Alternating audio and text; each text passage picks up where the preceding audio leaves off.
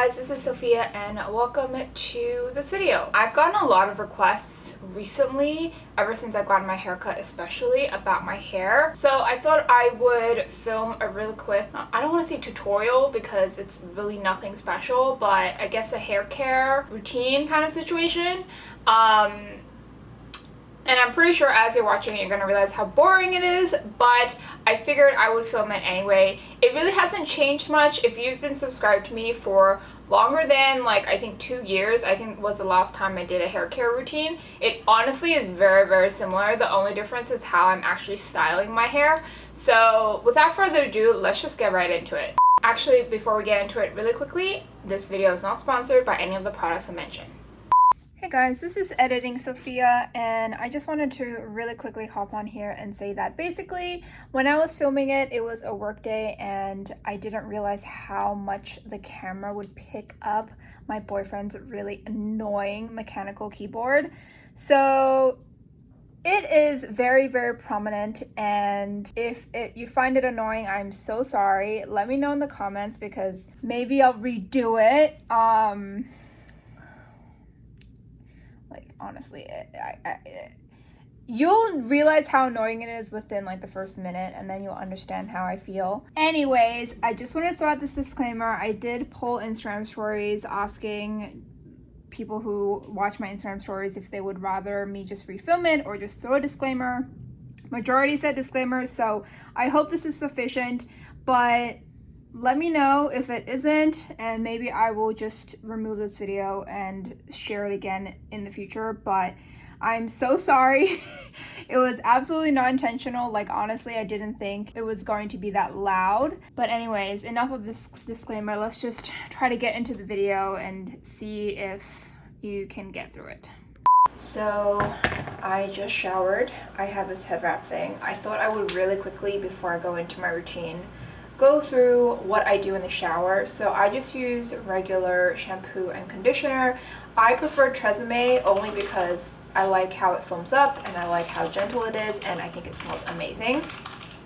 So what I typically do is, for conditioner, I put it in my hair and I put it from like down here all the way to the end. I know a lot of people say you don't need that much, but for me, I just like having a decent amount. So it's usually like, you know, a solid maybe 2/4 worth. And then I usually put a shower cap on it. I always listen to music when I am showering, and so I typically wait for a song and a half, which is about 5 minutes, before I take off the shower cap and rinse out my conditioner. I'm usually washing my face, washing my body. I always wash my hair first thing I get in the shower. So after that is when I put on like a hair turban. It took me a really long time to realize that regular towels are actually really harsh on your hair, and I always noticed a ton of breakage whenever I would use like a regular body towel to dry my hair. So that's why I switched to a hair turban. I've been using hair turbans for about like 8 years now, and honestly it is the best thing ever. And I typically do my skincare first before I do my hair, so my hair has a little time to not just dry but allow the turban to soak up any extra moisture, because I don't tend to like fully rinse out my hair when I get out of the shower. I usually just squeeze water out and then put the hair turban right on, which is why it needs some time to dry out a little bit. So now let's get into the meat of the products. So the first thing I do after I've done my skincare, which I already have, is I take out the hair turban and I just really quickly fluff out my hair. And that basically takes out any extra moisture that's left, but it also makes my hair a little bit more piecey, so I can put on product a lot easier. So the first thing I always do is I always, without a doubt, if there is only one hair product that I can ever use for the rest of my life, it will always be hair detangler. I swear by this Amika one. I've been using it for years because it is the only one where the mist is super fine and it smells so good and it makes my hair so soft. It is, however, very expensive, and honestly, when I first started using it and fell in love with it, I was like, there's no way I can keep paying like $25 for this tiny bottle, which if you have really long hair, you can go buy after like 4 showers. So I tried another hair detangler, thinking like, okay, I better find another one that I can get more uses out of and not be so expensive. There's no other detangler out there that makes my hair feel as soft as after I've used Amika, so I've just kept up with it. And you can see I put it all over, especially the ends, because that's where my hair gets tangled the most after I shower. However, on their website they have like those giant bottles where you can refill. So you can see I'm like running out right now, but it's perfect because I just have it for this shower. But yeah, I buy these giant bottles. This is also really expensive. I usually stock up when they have a sale. I bought 3 of them when they had their recent 25% off. And then I put on this heat protectant from Kerastase. This is a recent thing because I recently got a haircut, and for those of you who are curious, the haircut I asked for was basically a trim and then curtain bangs. I wanted long curtain bangs, I didn't want short ones. This is how much product I put in. Although now that I've had this haircut for about and I only put at the top because it's where I usually use all the heat. I've had this haircut for about 2 months now, and it's gotten really, really long, or to the point where it's no longer curtain bangs. But yeah, that is the cut that a lot of people ask me about. After that, I put on this leave-in conditioner from Garnier. This is a very similar product to the Mika, where I honestly thought it didn't do much until I stopped using it one time, because I was like, oh, it's not doing anything. It just feels like I'm putting in extra product. Not because it weighs it down, but just because I thought it didn't do anything.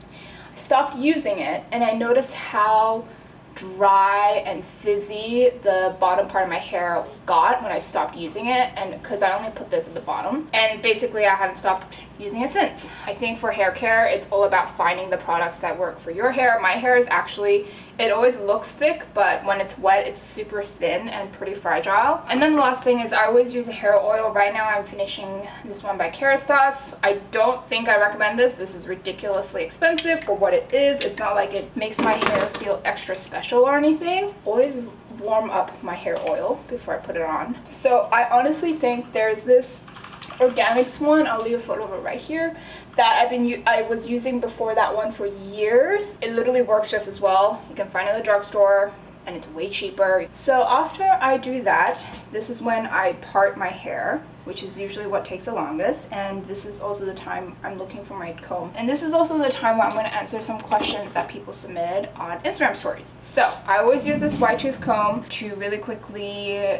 not just part my hair, but also to comb through it the first time. How often do I wash my hair? I wash my hair every time I shower. Why am I so pretty? I am not. It's all about how you talk to yourself. And yes, I am very, very anal about my middle part. I really don't like squiggly lines. It truly bothers me for me. I don't care what anyone else does with their hair, but for me, I have to have the dead center part. Are you and your boyfriend ever gonna get married? You guys are so cute. I've been getting this question every time I post about my boyfriend on TikTok. The answer is, just looked at me. The answer is yes, but we're in no rush. It's not something that is top of mind right now. I will say though that COVID for sure threw a wrench in things. I think the idea was to at least be engaged by now, but then COVID happened, and I don't know where life went. It went off the rails, as I'm sure it did for a lot of you. Okay, so once I quickly comb through my hair, and that's also, as you saw, I was kind of brushing it this way. That's this trick I learned from someone on YouTube, don't remember who, but it basically helps you to stop tugging your hair from the roots. And I find that it helps a lot with breakage, especially when your hair is wet. Your hair breaks really, really easily. So I always just do a once comb over, and this is where obviously the detangler works its magic, because it makes combing it a lot quicker, so you're not just tugging it a lot very often. And then once I do that, I always loosen my hair. It makes it dry a lot quicker when it is loose, as opposed to when it is just bunching up together. What is my favorite thing to bake? I think probably banana bread, only because it is super, super easy, super quick, and I don't have to fuss about it after it's done baking. Okay, once I'm done fluffing it out, I bought these hair cutting clips. I think they came with something. It came with my hair curler that I bought from T3.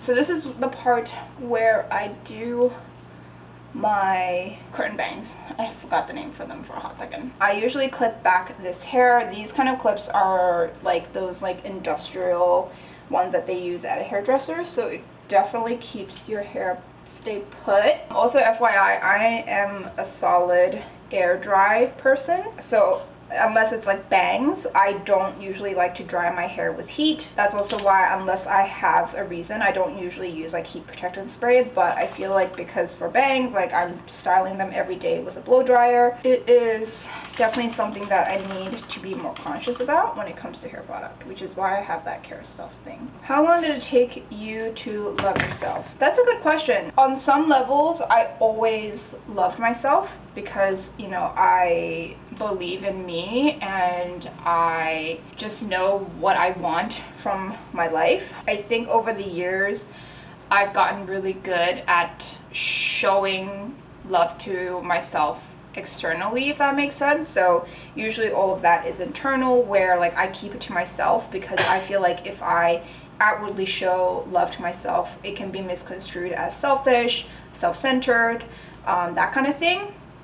But basically, one time I had a friend who, this is like kind of a long story. Junior year and senior year of college, I was part of the Residence Life program at my college, and I was doing like a week-long training, and it's like the kind of training that is super informative, but it can be really draining because it's so full of information. And so my friend who just arrived on school, like she really wanted to hang out, she wanted to see me, we hadn't seen each other all summer. We had made plans, but I was so tired that I rescheduled. It's not like I canceled, I literally said, I'm actually really tired today, can we like hang out tomorrow, where I knew I would be less tired because I knew what the schedule was for the next day. She got pissed off at me, and we had a huge fight to the point where she said to me, you're being selfish, stop it. I mean, not word for word because I don't remember exactly what she said, but that was like, she said that she called me selfish. And that was a moment where it clicked for me, where if I'm putting myself first makes me selfish, then I'm okay with being selfish. In my entire life, I thought that the word selfish was a bad thing, but that was the moment where I realized that being selfish for me is actually a good thing, and that was the moment everything changed, where I became more okay with putting myself first, even when it came to other people. And I think part of learning to love yourself is also letting go of that kind of guilt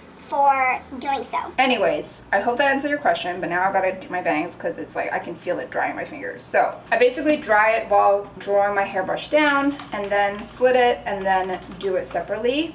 It'll make way more sense when I show you. Oh, and also I know you're supposed to have that like nozzle thing. I bought this like years and years ago, and I didn't think I'd ever need to use those nozzles, so I'm pretty sure I threw them away. And I don't like buying things just to have a certain gadget, so I'm just doing it straight on my hair. I know it's bad, please don't come at me. If you have the nozzle, that's what you should use because it also makes drying it a lot quicker, I think.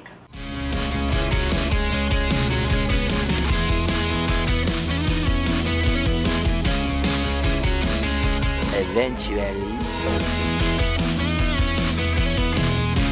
Take it back. Yep, that looks dry to me, so I know I look really scary right now. Okay, so I'm going to just go with the part that I already made. So what I'm gonna do is I'm just gonna tuck this one behind the ear. I don't want to clip it back just yet. This is where it's like complicated, so what I do is I will put the brush behind the hair, twist it so it kind of catches on, and then I'm gonna like heat it from here and move this way. And then once it reaches near the end is when I'm going to drag it back. It's not something that I can just do one time and it's good. I usually have to do this 2 to 3, sometimes 4 times for it to get a nice curl. So you'll see that here. You said.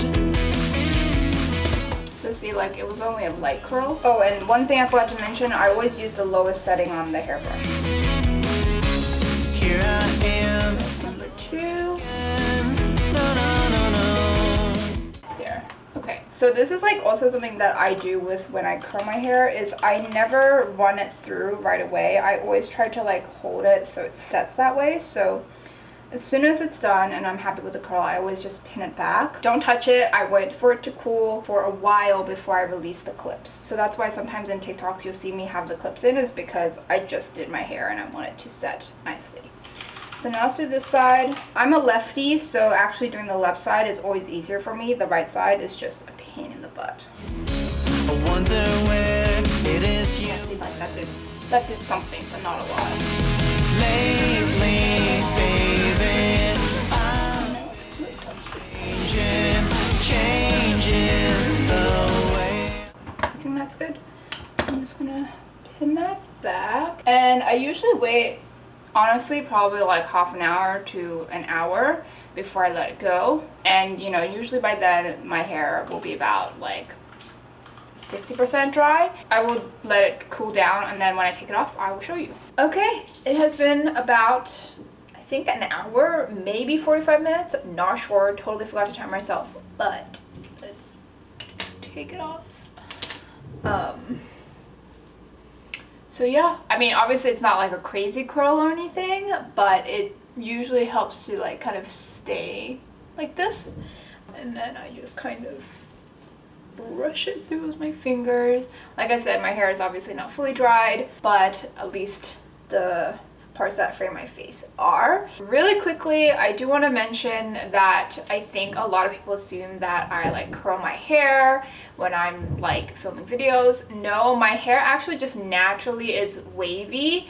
And I also sleep with like these kinds of slip hair ties. It doesn't have to be slip, these are just, I just bought them recently. But because I sleep with like a bun on my head, it does help the curl aspect. But like I said, my hair is naturally pretty curly. I don't add extra heat unless like I'm actually trying to curl or straighten my hair, which is very rare. I don't usually do it. Sometimes I'll do it for a special occasion or when I feel like pampering myself. So literally once it dries, it just kind of naturally is the way you've seen it. And the only reason why it's so shiny is because of all that product I add in, like hair oil. I will say I do not add extra hair oil once my hair dries. I actually really hate adding hair oil when my hair is dry because I feel like it makes it too oily for me. Now, I also do not add any mousse, any dry shampoo. I don't do that kind of stuff because I just don't like the way it makes my hair and my scalp feel. But yeah, like once it's dry, it will look like how you saw it in the intro and in the upcoming outro. But this is my hair routine. I don't have anything else left to say. That's it.